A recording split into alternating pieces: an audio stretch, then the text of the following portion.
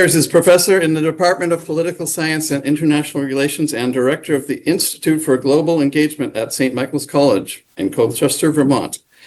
He earned his BA in Foreign Affairs at the University of Virginia and a MA and PhD in Political Science at the University of Wisconsin-Madison. As a committed teacher-scholar, he teaches courses and conducts research broadly in the areas of comparative and international political economy. Where'd you get this information? I like this. I'm a committed teacher, Scott. Regionalism and global governance, and Canadian and North American politics, and has published extensively in article, chapter, and book form. He has held the Fulbright Research Chair in North American Studies at Carleton University, based in Ottawa, Canada, and has twice been a visiting researcher at Carleton's Institute of Political Economy. Please welcome Jeff Ayres. Well, thank you very much for inviting me today. I appreciate that introduction. I'll give a little bit more about me, just so you have some sense that I might have a modest amount of credibility for what I'm about to talk about. So I'm not a Canadian citizen, but many in my family are. My mom's Canadian. My mom's side of the family is from Ontario. My youngest daughter was born in Ontario. I've lived and worked on and off especially in Ontario, for many different years, and at St. Michael's. So I'm in my 28th year at St. Michael's College. It's hard to believe, and I teach Canadian politics there. So I'm teaching it right now, Mondays and Wednesdays. Feel free to stop by. Mondays and Wednesdays, 1:30 to 3. Actually, and for a couple of decades, I've led a field trip, a parliamentary field trip with a colleague. I don't know if anybody knows Dave Massell. He's a great guy, great colleague at the University of Vermont. He teaches history, and we lead a really neat 3-day field trip up to Ottawa. So anyway, I was happy to, I'll do my best to yell, I guess, until the microphone shows up. Of course, you are sitting pretty far back there.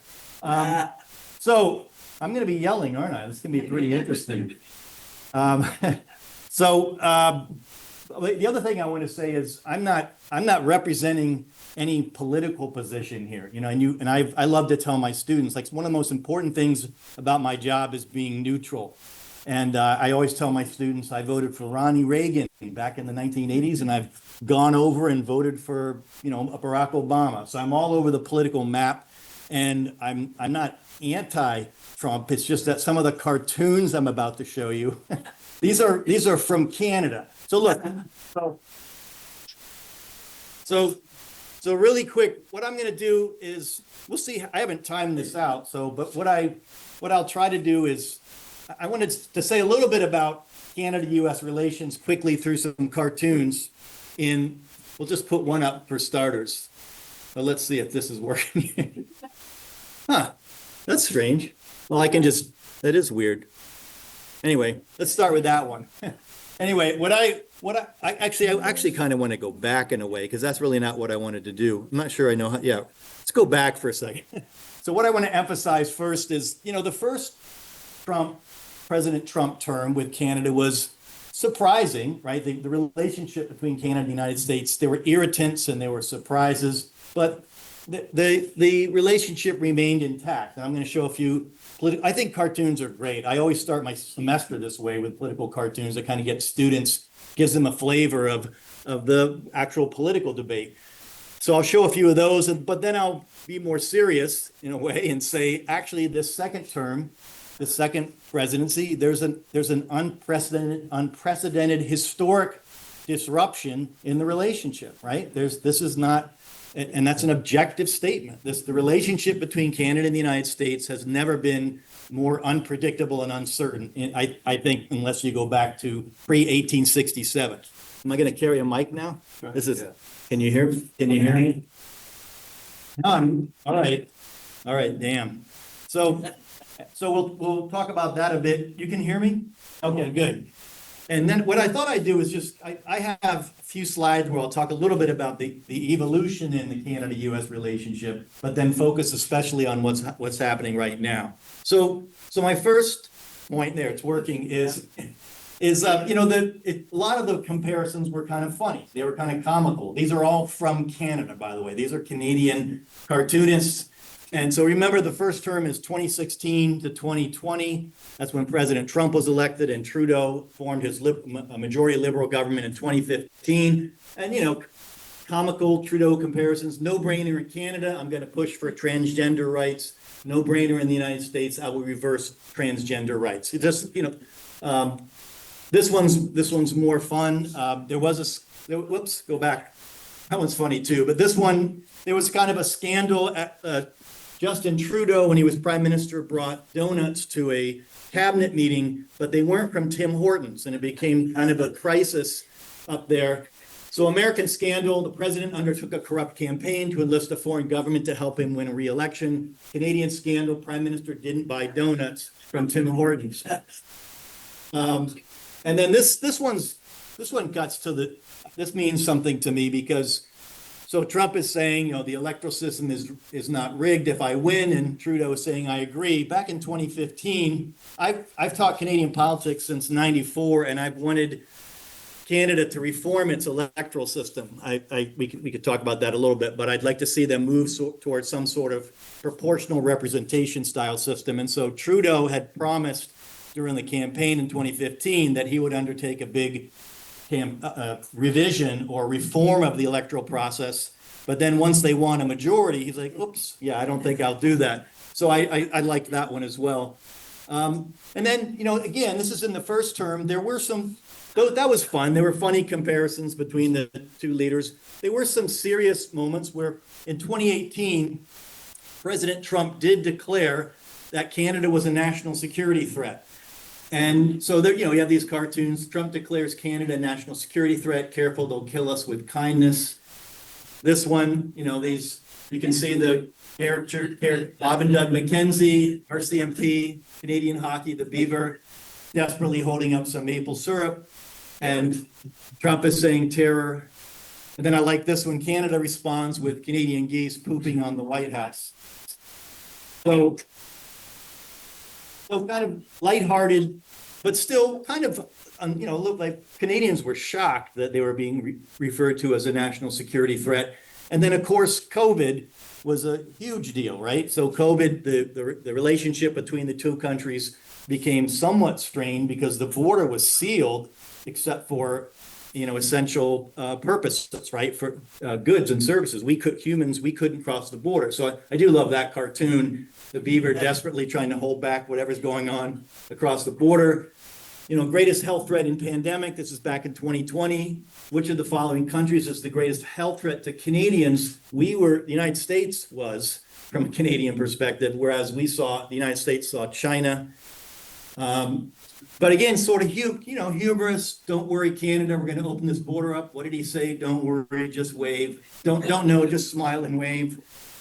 And now, I don't know if anybody remembers this one. I have this on my office door at St. Michael's because I like it so much. I clipped this from 7 Days and just really cut close to home as a Vermonter now, waiting for the Quebec border to open. That could be me standing there without my beard, but surely you can make an exception for Vermont. We're not like the rest of the U.S. And the RCMP is still standing there. No. All right, that was the first term, and there were some uncertainties and irritants. But the second term, this period right now is unprecedented, is unpredictable, is scaring people, is really raising a lot of concerns in Canada. And of course, I remember teaching international relations. I teach Intro to IR, and I was teaching that in the spring. And this is when President Trump, this was in December, in fact, before he'd even been inaugurated. And on Truth Social, he posts this AI image of himself next to the Canadian flag, looking out supposedly over the Canadian Rockies, and "Oh, Canada." And it kept going, right? This is another post of his. United States. Another one, "Oh, Canada." And then finally, early January, many people in Canada love being the 51st state. The United States can no longer suffer the massive trade deficits and subsidies that Canada needs to stay afloat. Justin Trudeau knew this and resigned. If Canada merged with the U.S., there'd be no tariffs, taxes would go way down, they would be totally secure. from the threat of the Russian and Chinese ships that are constantly surrounding them. Together, what a great nation we would be. And we didn't pay a lot of attention to it, but Canadians sure did. They sure started waking up to this. And this was at first sort of funny. You know, you have Canadians hearing Donald Trump suggest Canada become the 51st state, and they're sawing, like separating the countries. Bugs Bunny is separating, holding on to Tim Hortons. This one I really like. I have this one. This is the cartoon I have on my Canvas course that my students see every time they open the course. So it's great, right? You have this Canadian couple sitting here sipping some coffee and says, we could offer them some of your mother's butter tarts. And that's, I guess, the United States up there getting ready to unleash havoc on Canada. But seriously, there's what we've begun to see is a real change in perspective on the part of Canadians. So the Canada-U.S. border, guys, that's not what I meant when I said we need to construct a border wall. Like, just for an example, I do a lot of work in Canada. Most of my colleagues are up in Canada. My fifth book's coming out with two colleagues from Carleton University. None of them will come to the U.S. right now. None of them are coming. The big American Association of Canadian Studies conference, which is every 2 years, is out in Seattle in November. Almost no Canadians are going. So there's a kind of a bordering process where they're deciding not to come. And the reality, so that was fun to show you cartoons. I gotta pick it up here. Although I wish I could just show cartoons because it really kind of gets to it. The reality is something, much more significant. So here's Prime Minister Mark Carney.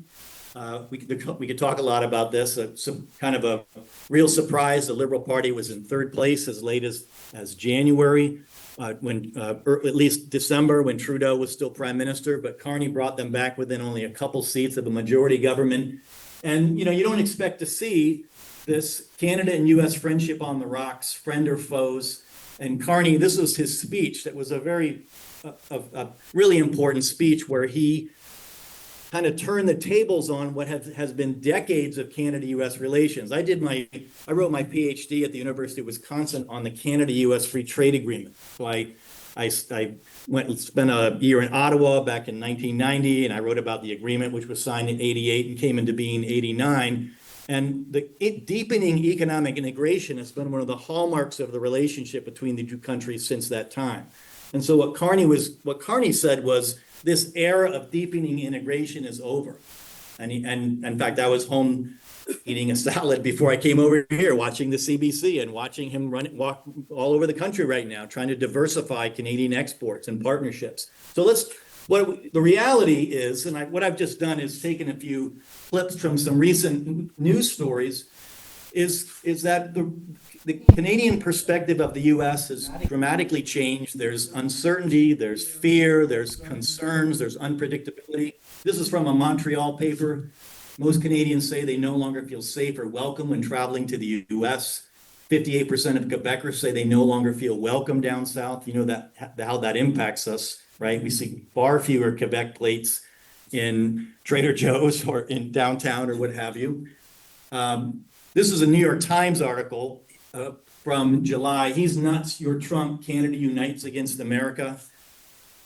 This is, I like Lawrence Martin a lot, one of my favorite op-ed writers. So the Toronto Globe and Mail is the national newspaper of Canada. I've had a subscription for decades. And thanks, Mr. Trump, you're changing Canada for the better. This one I just had my students read. You can see it was this week, September 8th. Canada and America can't break up, but we do need a trial separation. And this John Ibbitson is a center-right, longtime supporter of free trade and deepening integration. And he starts out his op-ed in this saying, I can't believe I'm saying this, but we need some kind of separation, pause between the two countries. So yeah, this is good. I'm actually doing okay. That was a good intro. I thought, do I show you all this or do I share? This is how I present to my students. This is just my take after over 3 decades of teaching Canadian politics, different phases of the relationship between the two countries. I only have a slide for each of them, but I thought I'd back up for a minute and say that this, historically has been referred to as a special relationship, unique in the world. that, for incredible political, cultural, economic, historic ties between the two. And I bet a lot of you are like me, and you have family ties, you have Canadian friends, Canadian family, and so forth. In fact, when my youngest daughter was born, we used to live in Sault Ste. Marie, Ontario. And when she was born, this was back in 96, before 9/11, we didn't even, you didn't show your driver's license. You didn't need a passport. Nobody thought twice about crossing the border. All right, so here's we're going to get to the current relationship, but I just thought I'd say what has the relationship been like? And how I present to my students, I say, well, initially, if you don't know this about Canada, you should know that Canada was created by an act of Britain's Parliament in 1867 explicitly to not be the United States, right? I mean, that's not a critical statement. Canada was created by the British North American Act to be different from the U.S. A federal system, but a parliamentary system, to be a British North America. It's evolved dramatically since that time.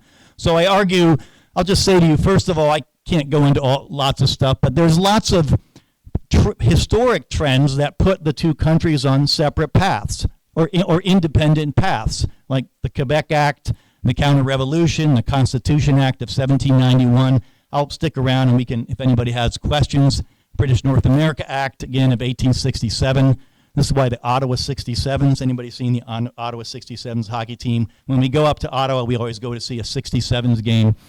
National policy, Sir John A. Macdonald was the first prime minister, and the national policy had 2 or 3 components, but the core one was to put a tariff up against the United States to try to help nurture Canada's domestic economy. The Liberal Party, this is what I wrote my dissertation about, has historically resisting free trade, and the Treaty of Westminster, which actually kind of helped give Canada more sovereignty in the foreign policy realm. My argument simply, I spend a lot of time with my students saying, from Confederation up till World War II, the two countries, Canada was more British North America. I mean, even though there was French, Canadians, and Indigenous peoples and such, the dominant power centers were British.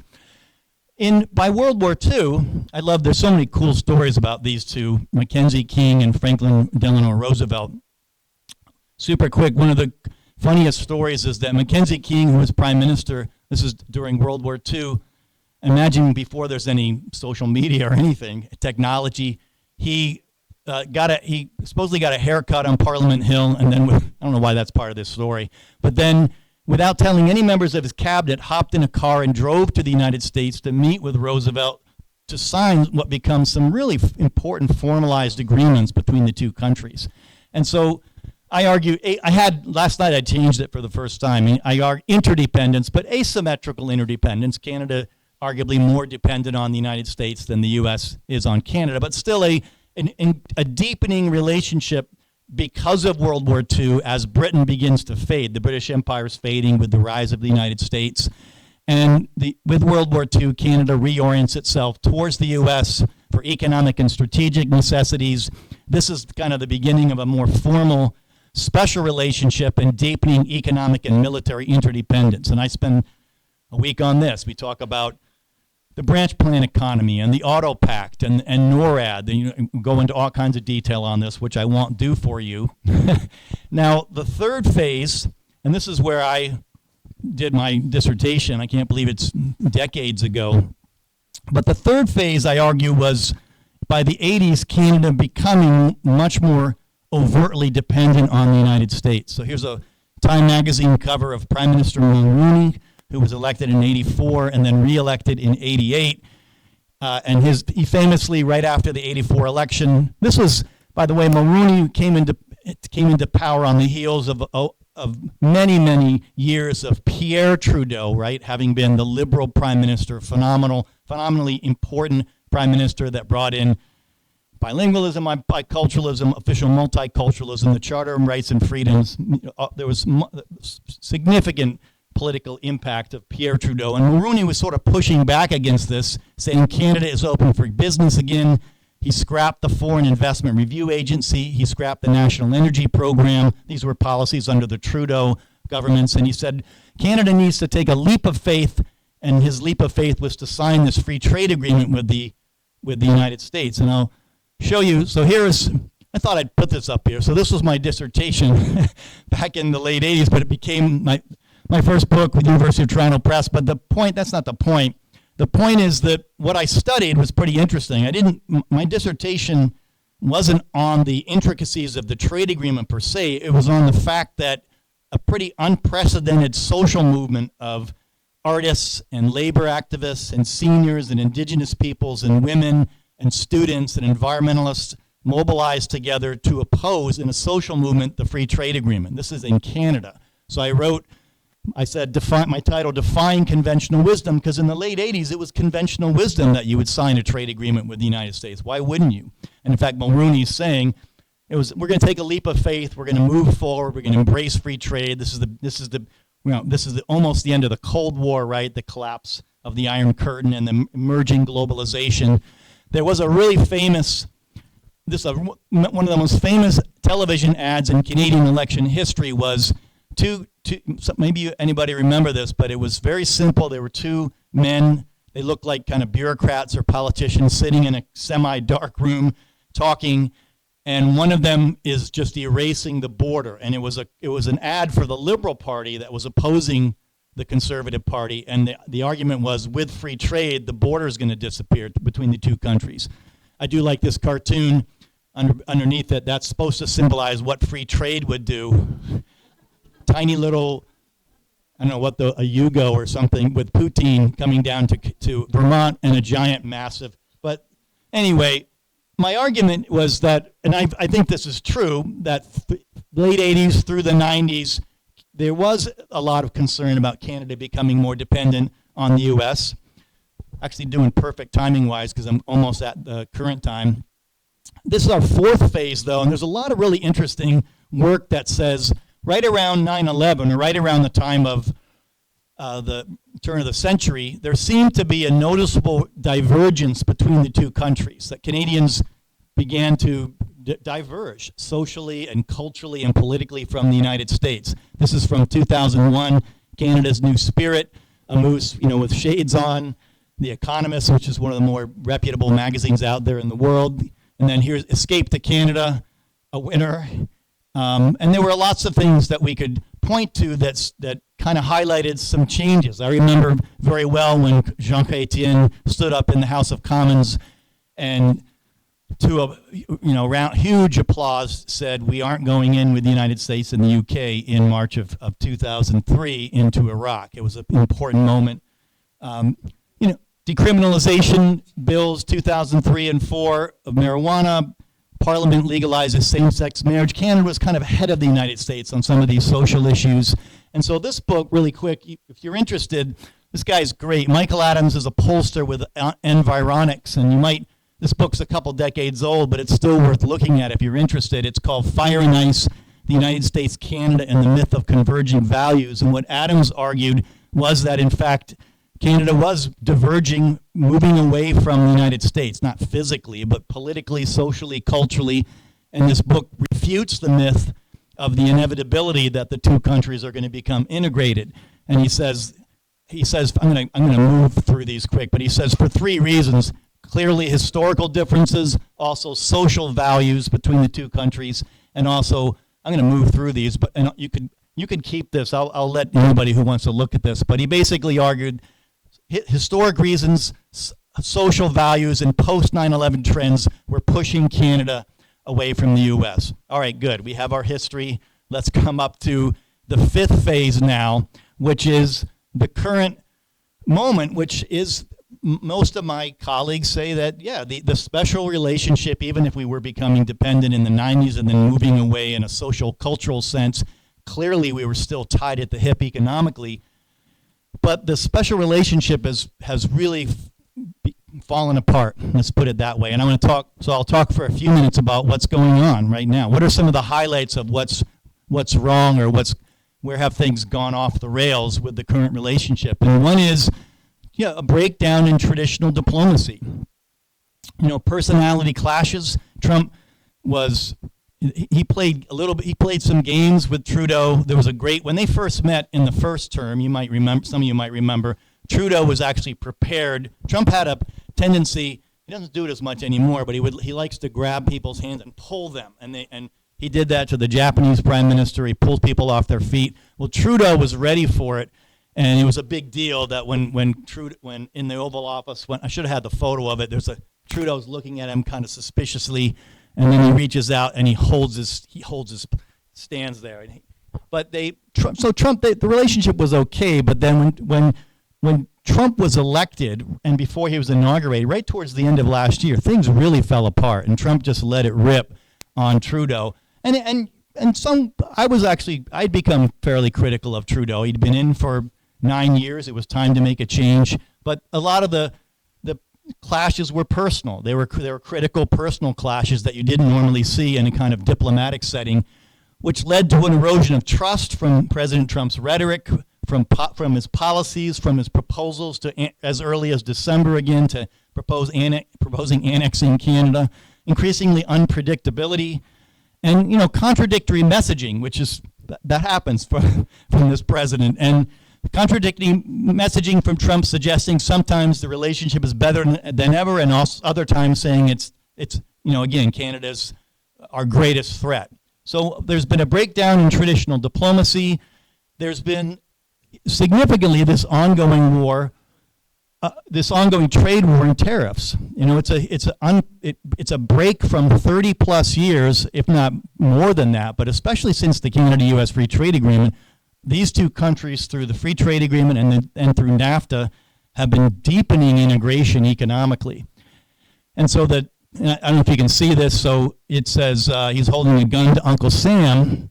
I don't think the tariffs are the right idea. We can debate that. I don't think we have the highest tariff levels right now vis-a-vis the rest of the world that we haven't had tariffs this high since the 1930s. And so he's holding a gun to Uncle Sam, and it's the U.S. economy. Give me what I want, or the old man gets it. I like the Canadian beavers just looking like a little shocked, like we're not sure what to make of this, what's going on across the border. But seriously, the tariffs have just really shocked Canadians. And this is one of the biggest reasons why the Liberal Party under Mark Carney stormed back from being in third place and came back and almost formed a majority government. It's a really solid minority government, but they did so on the heels of being able to say, you know anything about Carney? He's a businessman, a finance expert, had been the head of both the Bank of Canada and the Bank of England, really skilled, smart guy, and he gave Canadians a lot of confidence that he would be somebody who could negotiate or stand up to. He had the wherewithal, the wisdom to deal with this economic crisis. So the tariffs that were levied on Canadian imports, some exceeding 25%, Canadians retaliating, although they're pulling back from that right now. And the economic disruption and uncertainty has been really problematic for cross-border trade, but also for us, right? So right here in Vermont. So traditional diplomacy is broken down. The ongoing trade war and tariffs are really problematic. A couple more cartoons. Here's the beaver. Canada's a safe, secure, and reliable partner in an uncertain world, which is absolutely true. It's a pretty objective statement. And then you see, the eagle of the tariff club saying, "I'm not so sure about that."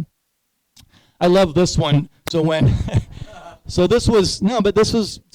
when I thought Carney held his own. He did a good job when he visited President Trump at the White House shortly after being reelected. And this was, President Trump, we don't do much business with Canada. And Carney's sitting there. You could see he has like a flicker in his eye or something in that photo. And, well, we happen to export an incredible amount to Canada. They're our top exporter. So, Carney's like, wow, I've got my work cut out for me. And in fact, the alliance bilateral trade of 2.5 billion goods and services a day, 400,000 people cross between the two countries every day. We have an official presence, in our embassy. We share the world's longest undefended border, and yet you can see incoming Canadian PM, Canada will win trade war. So just real concerns about what's ahead. And so here we're doing good.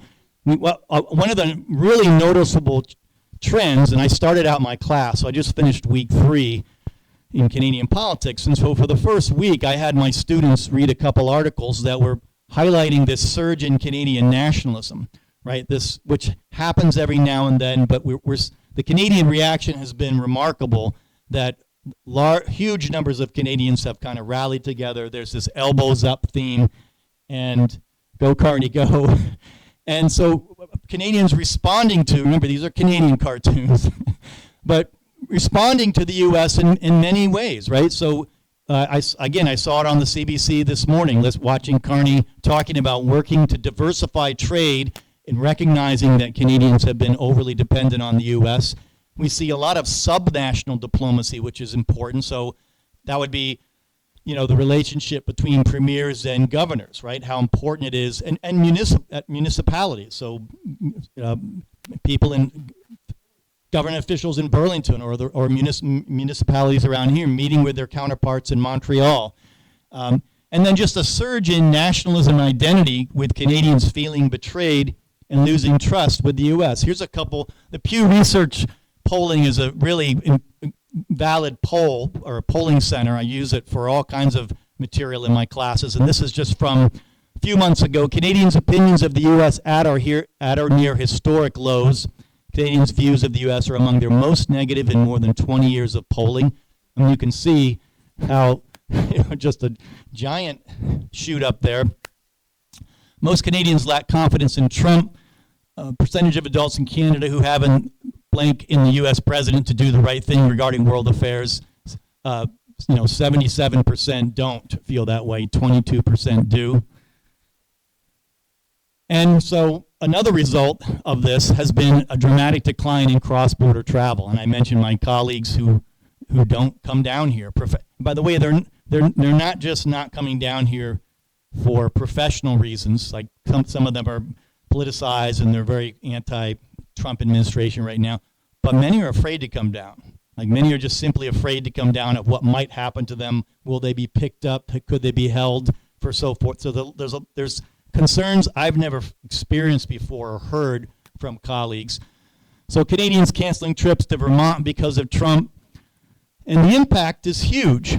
So the decline in Canadian visitors, excuse me, does have a substantial impact on the U.S. tourism sector. Businesses in U.S. states across the border, they're increasingly all of them now, but I've heard that Washington, Montana, North Dakota, New York, Vermont, and Maine in particular are all really hurting from a dramatic drop in cross-border travel from Canada. So it's a significant concern about economic concern. And certainly changed perceptions and concerns. As I said, the rhetoric and policies have created a sense of anger or frustration amongst Canadians, leading some to feel that they're less safe or welcome in the U.S., and concerns about increased scrutiny and potentially invasive border procedures. Quick example of one of my closest friends is a guy, Canadian friend. He lives in Rockville, Maryland. He and his wife are from Ottawa. Their kids were born in Ottawa, but then they lived in Switzerland for about 12 years, and they were living in Basel.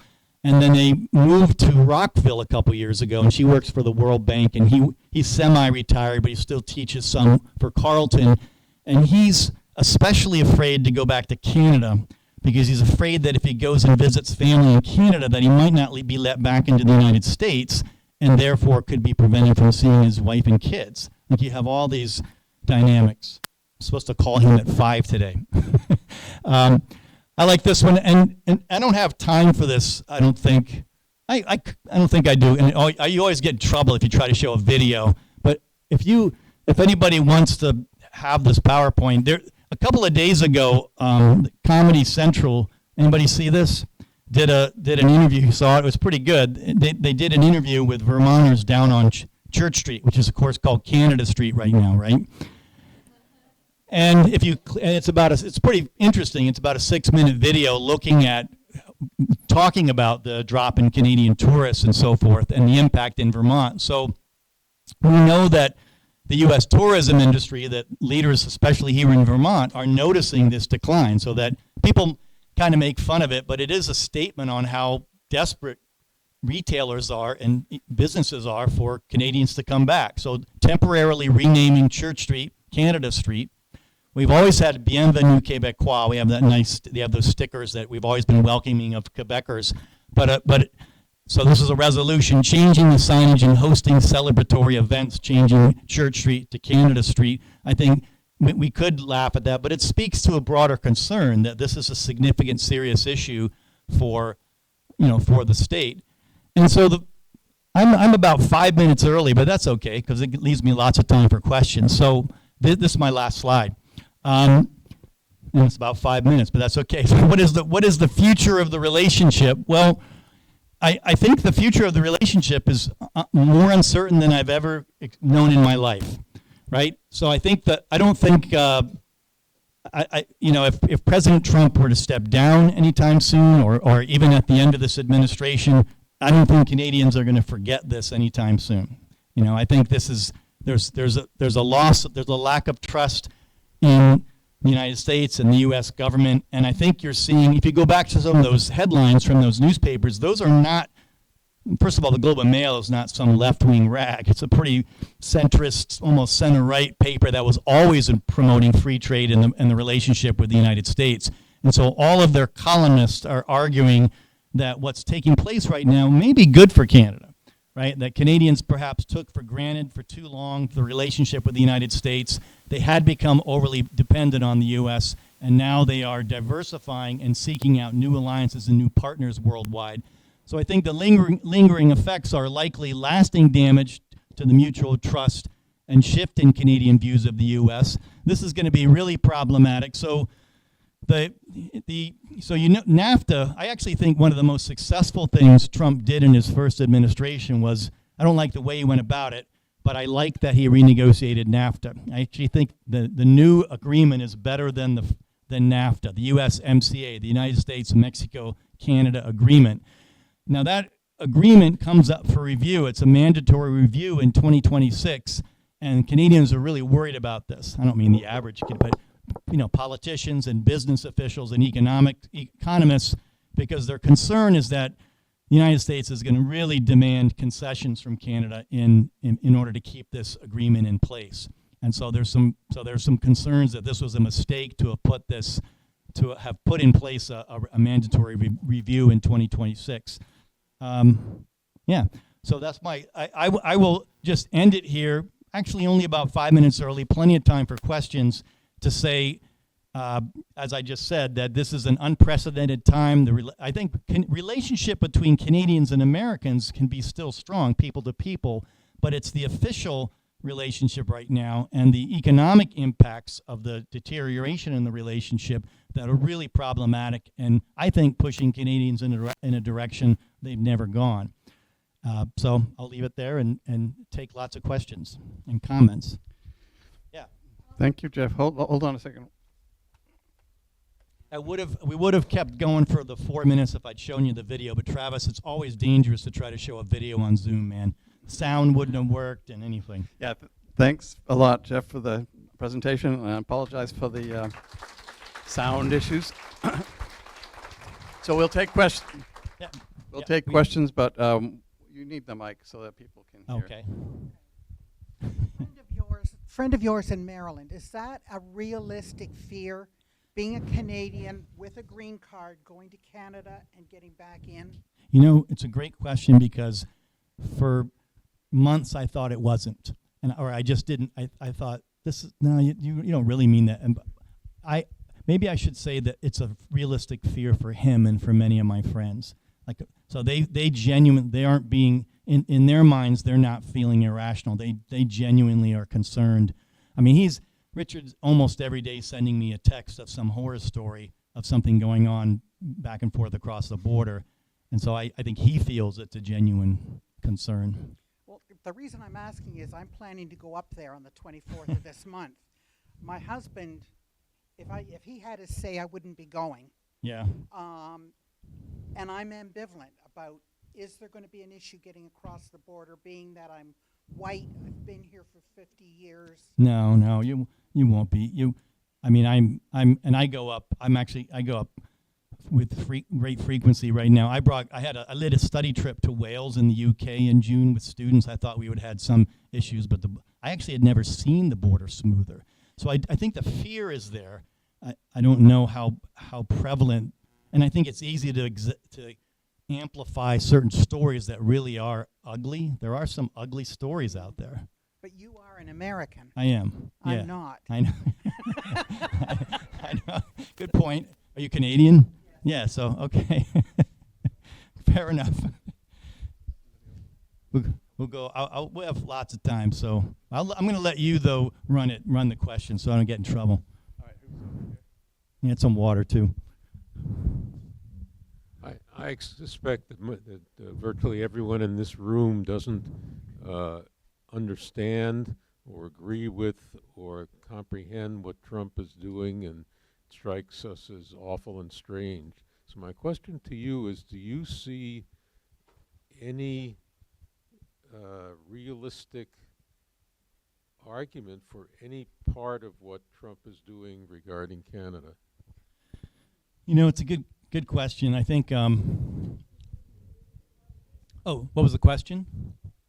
I mean, your question was, do I see anything kind of legitimate or realistic behind what Trump's doing? One of the things I think is interesting is let's take the military realm, for example, right? And I do feel Trump has been successful in getting NATO members to put more money into defense. And again, Trump's style is not that. I don't like his style. I'll just say it. And I often thought his style in the first term was not great, but it was more superficial. There was less of a bite. Now it's just, there have been we could talk about foreign policy more broadly, some dramatic changes. But I do think behind that gruff transactional approach, I think that piece has been positive. I think it's positive for Canada and other NATO members to be committing a higher percentage of their GNP towards NATO. I think the United States has been shouldering NATO for too long. I don't want us to leave NATO. So I think that piece is positive.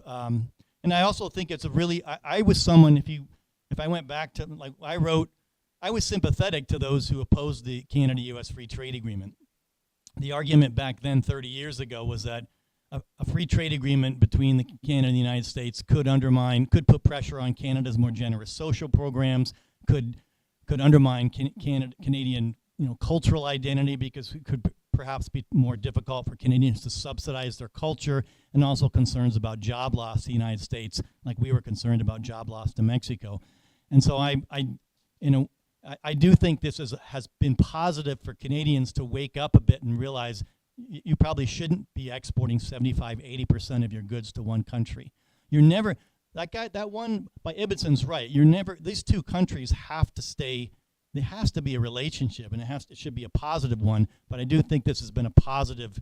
I'm kind of not quite what you were asking, but it has been a positive one for Canada in reaction to what Trump's been doing. The military piece, I think, is positive, though. So, somebody over here, maybe? Yeah, I see that person. So when you talked about the divergence of perspectives on social and political issues in the post 9/11 era, I think that one of the things that gets overlooked is how many people the United States is putting on payroll in security jobs, and that's police, prisons, intelligence services, military contractors. And I mean, I think that we have to wake up to the idea that we're using government to subsidize right-wing politics. I mean, I follow local stuff in Chicago, and there's a proliferation of security contractors who get money from the police that isn't approved by a legislative body, and then they funnel the money back to right-wing politicians. So I think that to portray U.S. political culture as sort of neutral is, in fact, inaccurate. That we're subsidizing right-wing politics in the United States, and perhaps we would have gone the same direction as Canada more if we didn't have so overtly subsidized right-wing politics. Interesting. You gave me a chance to remember how I went too fast through these slides, and the part of what Adams argues is that what happened in 9/11 was Americans became more fearful, and 9/11, which was yesterday, right, the 24th anniversary, I can't believe it, 24 years. but became more fearful, became more focused on security, and businesses and military organizations and such could take advantage, perhaps, a bit of that overly concern. And what Adams points out, this seems silly, but it's just kind of neat. He does all this polling that this little breakdown up here. This is from him, and he says, you have these quadrants: survival and authority, and the United States after 9/11 is moving in that direction, so that the political culture is becoming more right wing.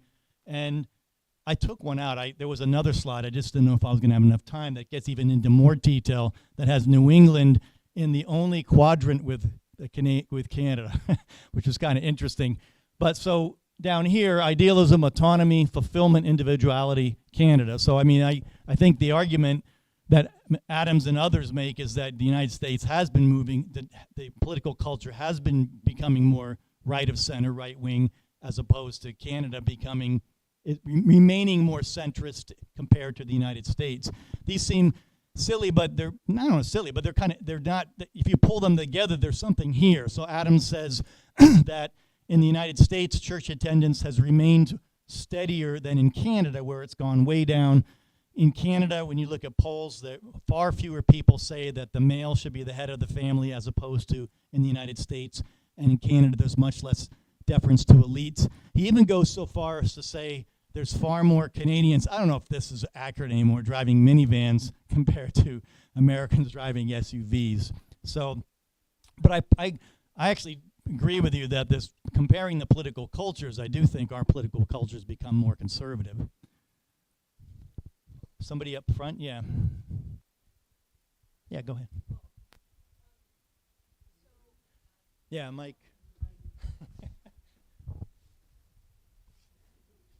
Please hold it close to your mouth. Thank you. Like this? Yeah, Yeah. you got to hold it closer. I don't like to do it either, because who knows whose lips have been on this thing recently. But you just got to put it right up there. In 2014, we did a trip up to the Arctic Circle. Oh, neat. And so I'm bringing this up because the slides and a lot of the back and forth duality that you're showing is focused on the border between the two countries. But the interface also happens in the Arctic Circle. And we saw it, for example, because we were on, it was a research vessel that was held by Russian papers, Canadian tour group. We were a handful of Americans amongst a Canadian tour group, and the ship itself could only go to what's called copper mine, has another name, but the ship, because of its papers, could only go to the extension of the Canadian-U.S. border in the, I'm pointing up here as the if Arctic. there's a global Arctic here. Yeah. But several things happened along that trip. Not only where we saw that border occur in the waters, but the Canadians brought out their icebreaker to not just free a storm from where we were traveling, but because they parade the waters to maintain ownership of, quote, international waters, that the U.S., even in 2014, was saying, no, we're trying to grab all of that international waters for our designation. Yeah. So it's sort of like this story of this dynamic has been fulminating for quite a while. Yeah, 100%. So way back in the 80s, even before, I talk about this in my first book, which was my dissertation, but before the free trade, there was a group that was formed called the Council of Canadians. I don't know if anyone's heard of that group, but they were a really prominent public interest group, nationalist group that came into being in part to oppose the free trade agreement, but they were also, this is the mid-'80s, I think they formed in '86, they were trying to raise Canadians' awareness of other ways in which they may be losing their sovereignty, or their sovereignty's deteriorating somewhat vis-a-vis the U.S. And there was a example as early as the late '80s, where there was a Coast Guard cutter that just went through the Arctic U.S. coast without asking permission. And this is the theme of Arctic sovereignty, right? So it's a really kind of fascinating, relatively new field in international relations, which is that with climate change, with accelerating climate change, right? There is more and more concern on the part of Canadians on how do they maintain their sovereignty over what is increasingly water vis-a-vis the U.S. I actually have a cartoon. You can see I like cartoons. One of the cartoons I show my students is, we're talking about states and nations one day, but it's a cartoon of the Peace Tower in Ottawa. If you've been to Parliament Hill, you see the Peace Tower. But on top of the Peace Tower is the Russian flag. And there's a couple people standing there that say, well, I guess maybe we should have said something by now. And that was referring to an incident that occurred years ago when a Russian submarine under the North Pole, plopped its flag down, kind of laying, symbolic claim over, the North Pole. So that cartoon was kind of highlighting the need for Canadians to be aware of the threats to their sovereignty, especially in the Arctic. So you're absolutely right that it's not, this dynamic is occurring beyond just our this border right here. Question over.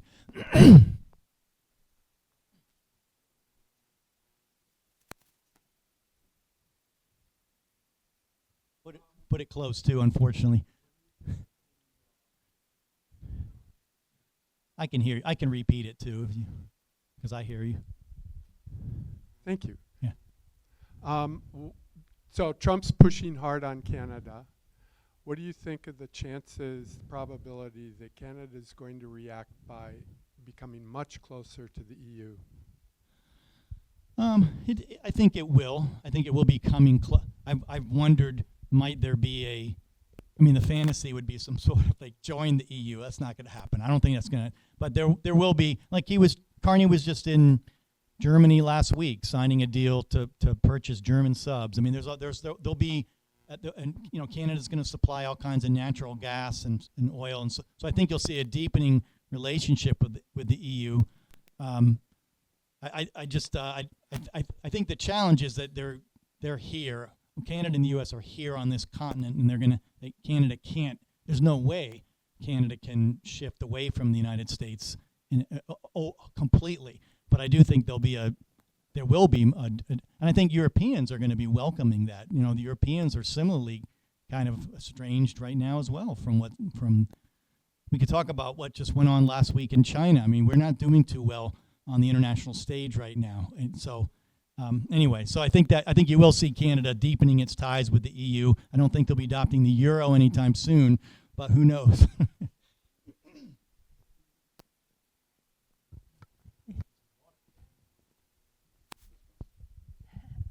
Here's a Zoom question. Ooh. As Canada moves to reduce its reliance on the United States and pivots away from the traditional integrated relationship, America is likely to experience several significant consequences, economically, geopolitically, and in terms of public perception. How long do you believe it will take to recover the previous American reputation? Well, that's a great question. I don't, when after the first Trump administration, that a lot of us, I wrote a piece with a colleague in Canada in 2020 about how that many around the world weren't going to immediately trust the United States just because Biden had been elected. But I think with this second time around, I think it's going to take some time for. See what is hurting right now. So I'm an educator, so I direct our Institute for Global Engagement. I get my students out in the world with international internships, study abroad, Fulbright grants. And that's what we desperately need. We need more and more, people-to-people interaction. And right now that there's been a decline in that. So I'm concerned that there's been a depression in terms of people interacting internationally, and that's what's going to harm a redevelopment or an improvement in the trust of the United States from other countries around the world. I think we have time for one more question. Thank you for your very interesting talk. I'm curious to know if you're seeing cross-border migration from the U.S. to Canada, and for example, in the professors, research, et cetera. I have a grandson who's just started at the University of British Columbia for his college, and know of a daughter of a friend who lives in Toronto and is going to stay and has no interest in coming back. But what about this issue of the research, the brain drain that we've talked about? Is Canada making any effort to take advantage of that? A couple quick. One thing I'll say is I have a Globe and Mail current events quiz on Thursdays for my students every week. They have to do 10 questions, and last week's one of them pointed out that in the first half of this year, the number of Americans, the number of U.S. citizens seeking political asylum in Canada had doubled compared to last year. Now, it's still not high, but so that sounds dramatic. It's in the hundreds, but still, there is a movement afoot. Political asylum's different from people just seeking citizenship too. I still consider it once in a while because I have a lot of family up there. So I think you will unquestionably see more people considering Canada. You know, professionally, there have been some really notable intellectuals. Who is the guy? I'm forgetting his name. Really prominent intellectual from a historian from Yale who went to Timothy Snyder. You know, he left recently, and you know, I think you're going to see more of that, which will be a flip from. It hasn't been that easy in recent times for Americans, academics, to go to Canada because there's been an understandable preference in place policy-wise for Canadians. But I think for demographic reasons as well, I say to my students that you should, I don't say this for political reasons, I actually encourage my students to look at Canada when they graduate for job opportunities, because I do think there will be opportunities there, but I do think because of the political climate, you'll be seeing some more Americans considering that as an option. Thank you so much, Jeff, for a wonderful lecture. Timely. And thanks for coming.